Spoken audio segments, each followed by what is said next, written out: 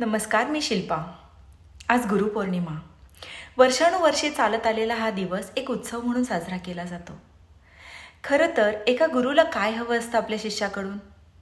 त्या शिष्याची त्याच्या जीवनात झालेली प्रगती किंवा घेतलेल्या शिक्षणाचा त्याने केलेला योग्य वापर हे कोणत्याही भौतिक मानधनापेक्षा खूप जास्त आनंद देणारं असतं त्या गुरुसाठी.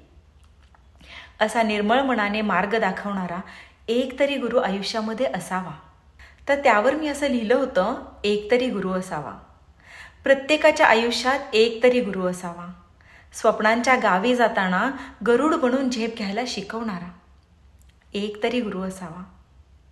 एक तरी गुरु असावा. आयुष्याचे चटके बसले तर स्वतःला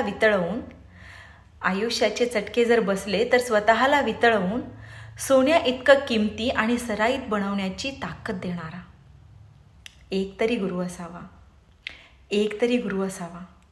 पुस्तकापलीकडेच खरं आयुष्य सुरू होतं हे समजावून सांगणारा एक तरी गुरु असावा. आयुष्याच्या डायरीमध्ये खाडाखोड होणारच आहे. एक तरी गुरु असावा.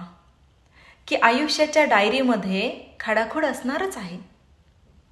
प्रत्येकाच्या आयुष्याच्या डायरीमध्ये खाडाखोड असणारच आहे. त्यामुळे सुरुवातीपासून पेनच वापरा हे ठणकावून सांगणारा. कारण न खोडलेल्या चुका पुन्हा वळून बघता येतील आणि पुढे येणारे खड्डे जाणून बुजून टाळता येतील. एक तरी गुरु असावा. एक तरी गुरु असावा. एक तरी गुरु असावा ह्या डिजिटल युगात पुस्तकाच्या रूपात. एक तरी गुरु असावा ह्या डिजिटल युगात पुस्तकाच्या रूपात. मायबोलीच्या दुपट्यात आईवडिलांच्या डोळ्यात घर करून राहायला शिकवणारा एक तरी गुरु असावा.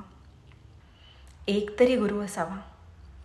या धावपळीच्या जगात एक तरी गुरु असावा. या धावपळीच्या जगात चहाचा कप आणि स्वतःशीच गप्पा. मनोबल वाढवण्याचा मार्ग आहे सोपा. प्रेम, जिव्हाळा, आपुलकी सगळ्याहून श्रेष्ठ आहे माणुसकी हे आवर्जून रुजवणारा एक तरी गुरु असावा. एक तरी गुरु असावा.